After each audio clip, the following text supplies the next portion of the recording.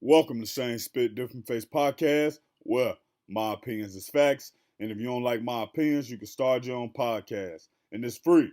So don't forget to click the like button, the subscribe button, and the notification bell. I don't make the rules, I know how to bend them. Rental for a month, 5% I got a tenant. That little bitch a 9, I don't want it, got a tenant. I'm the landlord, I'm collecting from the tenant.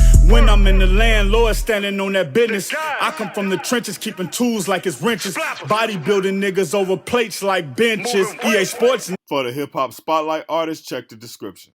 So, let's talk the game and Meek Mill. Also follow Same Spit Different Face on Instagram. Now, Spit Squad, let me tell y'all what's crazy, right? I don't know if y'all remember when Meek Mill in the game was into it, right? And the game said he did a freestyle on that Ooh diss record, right? And he basically said on that record, and it was crazy because a lot of people overlooked it when he said it. But he said a lot of stuff in there, right?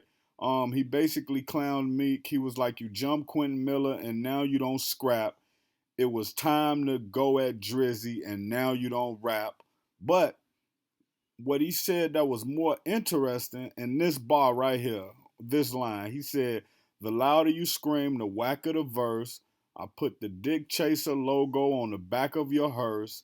They say that Meek shall inherit the earth. So I went and dug your ass up because Drizzy buried you first. And why you trying to pick on Wale? You told me that you don't fuck with Rose and YG can't give you a pass. You hear that line? You told me you don't fuck with Rose. Now, why would the game say that? See, the one thing I noticed about the game, right?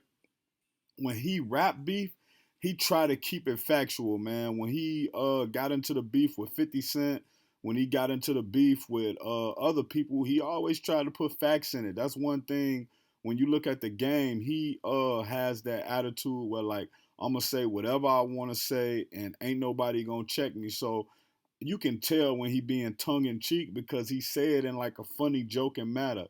That was just like, nigga, this is facts what I'm saying. You feel me? So it's true. When I see the situation where Rick Ross show up to Meek Mill birthday party and Meek Mill don't embrace Ross, he don't let him into the section, and they get into it and I report on it and everybody like you lying, you lying, you lying, and then 2 days later the news comes out from Bossip and everybody else in the Breakfast Club. I'm like, I told y'all, right? But anyway, you got to look at the severity of the situation, man. This is crazy when you think about it. The fact that all Meek Mill did was big up Rick Ross, say he took him out the hood, etc., etc.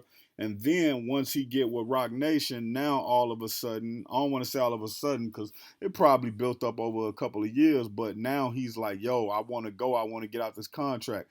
And if we look at the situation, the same thing ended up happening with Lil Uzi Vert and Rock Nation. The same thing ended up happening with Megan Thee Stallion and Rock Nation. The same thing ended up happening with what do you call it? Meek Mill and Rock Nation now. So we have to look at Rock Nation and kind of start to feel like they basically poaching artists from different record labels. And by Jay-Z being a powerful person and Rock Nation being powerful and the woman Desi being super powerful, they just trying to, grab these guys and take over tactics and crush them. That's really what it comes down to, man. And you can see the difference between the relationship with Ross and Meek and the difference between the relationship with Ross and Jay-Z. But Ross is kind of like the low key, keep it to myself. I'm gonna fall to the back. If it's a problem, let's see if it's a problem when I see you.